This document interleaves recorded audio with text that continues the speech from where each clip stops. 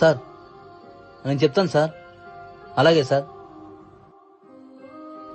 ఏంటమ్మా స్కూల్లో ఎక్స్కర్షన్ అన్నారంటగా, నువ్వు రానన్నావంట. సార్ ఫోన్ చేశారు.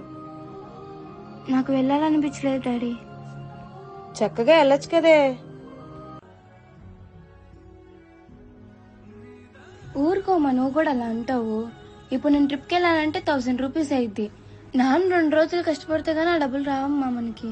నా 2 గంటల ఎంజాయ్మెంట్ కోసం ఆ డబ్బుల్ని వృధా చేయడం నాకు ఇష్టం లేదమ్మా. తనకంటే ఒక జీవితం ఉందని మర్చిపోయి మన కోసం కష్టపడుతున్నాడమ్మా నాన్న. మనమే అర్థం చేసుకోపోతే ఎలా అమ్మా? మదిలో ఎంతో దిగులే ఉన్నా నవ్వుతూ నన్నే పెంచావు నాన్న. కరిగే మైనం నువ్వవుతున్నా నిసిలో